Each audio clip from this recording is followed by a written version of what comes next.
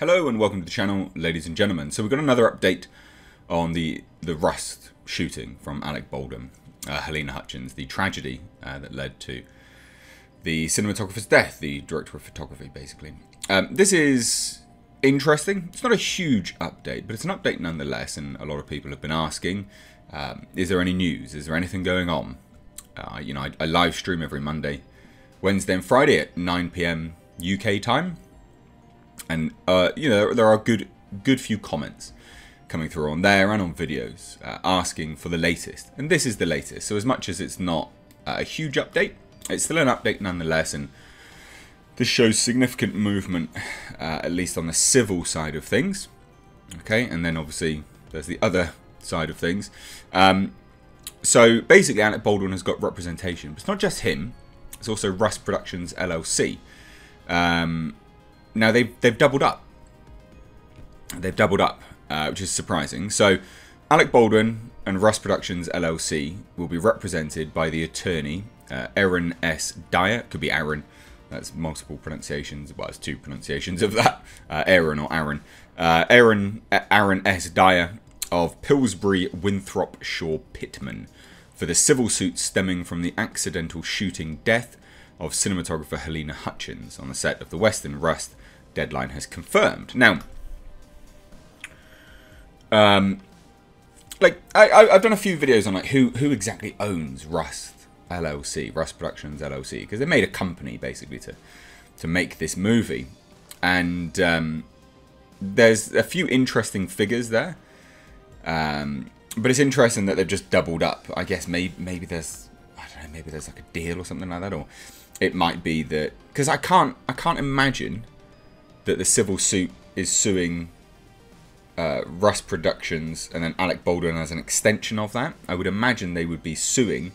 All the headlines came out suing directly Alec Baldwin. So it does intrigue me that Alec Baldwin and Rust Productions LLC have teamed up with one attorney. Now I don't know what that implies, but I just thought it was an interesting observation nonetheless.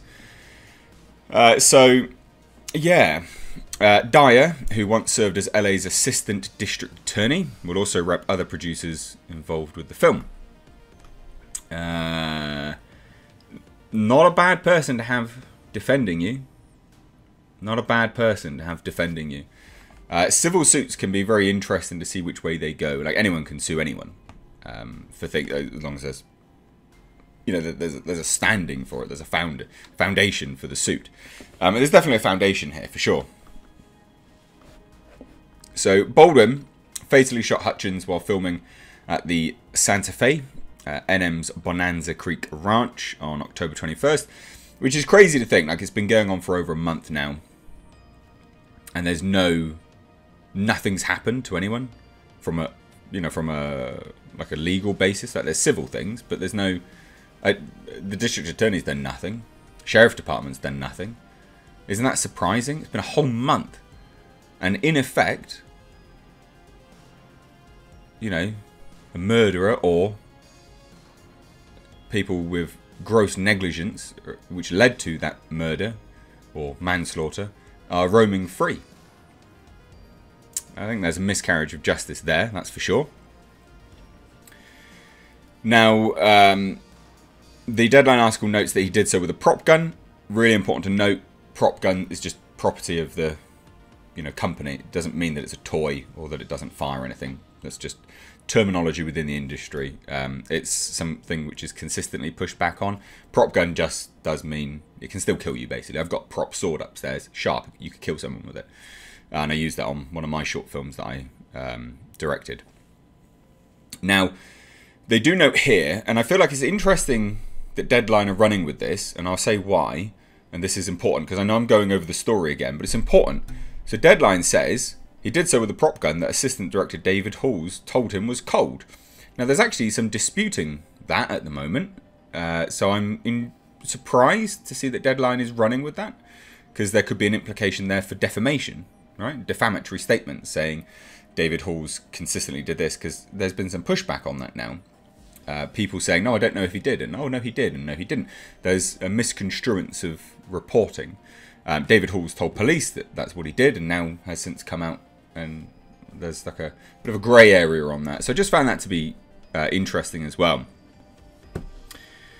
Now, thus far, there have been 2 lawsuits being filed in the aftermath of the tragic incident. Script supervisor Mummy Mitchell filed a suit in Los Angeles Superior Court citing physical and emotional injuries she suffered as a result of the events on the Rust set, which named Baldwin along with the other producers and crew members. And also filing suit was the gaffer, Sergei Zvetnoy, who claimed to have suffered similar harm, having likewise been in close proximity to Baldwin when he fired the fatal shot. Mitchell is being represented by attorney Gloria Allred and Zvetnoy by Gary A. Dordick.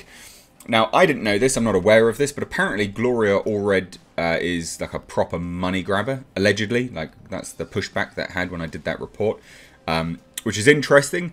But if anything, that also stipulates that she must think that there's grounds to win on this. If she's notoriously out for money, which, I mean, you are in a civil suit. The whole point is to get damages anyway. But that sounds like you wouldn't take on a case unless you think it was a slam dunk. This does sound like a slam dunk anyway. While Hutchins' husband and son are repped by attorney, because again, they've lawyered up now as well. Hutchins' husband and son are repped by attorney Brian J. Panish. They have yet filed suit. Oh, they have not yet filed suit, sorry. Whether Baldwin will face criminal charges for the shooting on the set of Rust is not yet clear. Investigations into the fatality on the set of Rust on the part of the Santa Fe County Sheriff's Office and OSHA are ongoing. So, yeah. Not overly sure what's going to happen with that. It seems like an overly drawn out process at this point in time. It's been over a month. You know, I get it. These things take time. But there was a statement from the district attorney saying, yeah, we know who's done it. We know who loaded the gun with the live ammunition. So, few things to take home from this. Baldwin's now lawyered up, seemingly working alongside Rust Productions LLC as part of the suit. Or they've just, I don't know, lawyered up with the same person. The lawyer's good. The attorney's good. I mean, that's the old district attorney. Or the assistant district attorney. But still not bad. That's not bad at all. Good representation. But then the other individuals have got good representation too. And it does sound like a bit of a slam dunk. Did it happen? Yes. Have they got damage? You know, are they owed damages? Could it have been avoided? Yes, it could have been avoided. Therefore, potential for a payout is there. Which will actually really hurt the Rust Productions LLC. Why? Because I don't think they took out insurance, if I remember rightly. So I'm not sure how they're going to pay for any of this. Because I know they set aside 350 grand for themselves, the producers, Alec Baldwin there as well for payment. Whereas the, I'm looking awfully white, Jesus. Whereas the armourer was due to get 8 grand payment for her work. So doesn't sound like there's a lot of money in the, you know, in the kitty, as it were. So let me know what you guys think down below. Thank you for following along with this coverage. Again, any updates, no matter how big or small, I will cover them here. I need to go because apparently I'm fading away like a ghost. Looking awfully white. So let me know what you think down below. If you're new here, do hit subscribe. Thank you so much for watching. Take care.